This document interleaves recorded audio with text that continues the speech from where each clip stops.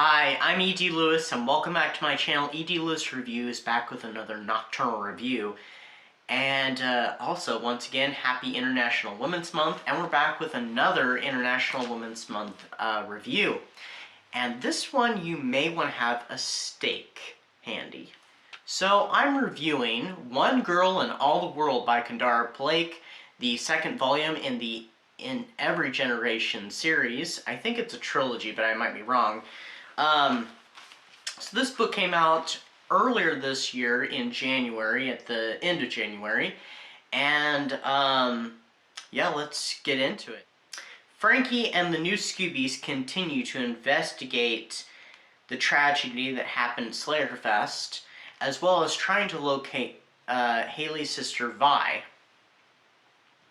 But soon a new threat rises, and calling itself the Darkness, seeking to distract the new chosen one and recover a special artifact. That's my little synopsis that I jotted down. So, I mean, this book, it picks up just a matter of months after the previous book, and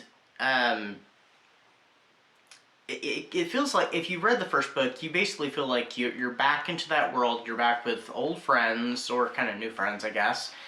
And, you know, you've slipped back into Sunnydale. It still has that same feel as the first book. It feels right. It feels like a continuation to the show. And for me, and I know some others, I don't know how many others, but we all consider this to be the official canon and not what happened in the comic books that continued the show, seasons 8 through 12, I think it was. Which I read those for a while. I kind of followed them for a bit, and then I just got to the point that I just didn't like where they were going, and I just disregarded them, and I didn't count anything that happened after the show, except for an angel, as canon. Except, well, that's not after the show, so never mind, but, anyway. So this book, you know, has your usual, you know, fighting demons and, you know, fighting the forces of darkness with a bit of, you know, the witty humor, but it also has Scooby drama. We have some new characters that come in. One of them is related to one of our new Scoobies.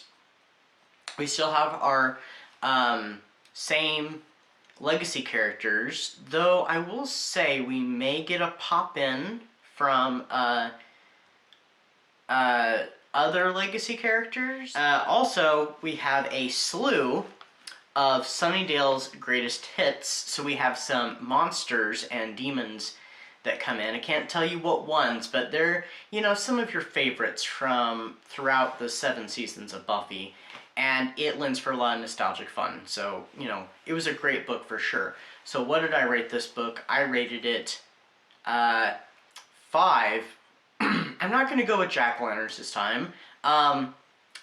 Although there isn't a stake symbol that we have, I'm going to use pencils. Now, those of you who are fans of Buffy, you should definitely get this reference. I mean, from the show, as well as it's mentioned, I think, in this book. Maybe not in this book. Maybe it's just in the previous book. And then, if you read Buffy the Vampire Slayer Origin, or you read the novelization of the original film, you'll also get the reference. So 5 pencils, or stakes as we could call them, because I mean, hey, a pencil works in a pinch.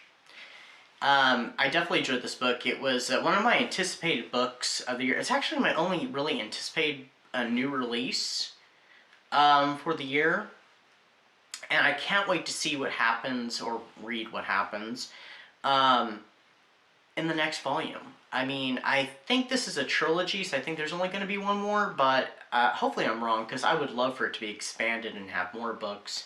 I mean, they could wrap up this storyline and start a new one with another book, or, you know, what have you, but this was excellent, and I know Elizabeth Sagewood said she would really like them to make this, and I have to agree. I would love, you know, them to make a show off of these books. They could, I mean, they'd probably have to add a little bit to it, and change some things probably, because, you know, those who have read the books, we already know what's going to happen. They could throw us some, you know, curves, you know, maybe, and so.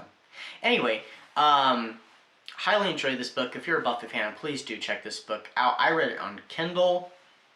I wanted to borrow it from the library, but the library never got it in. They probably have it now. I haven't checked for a while.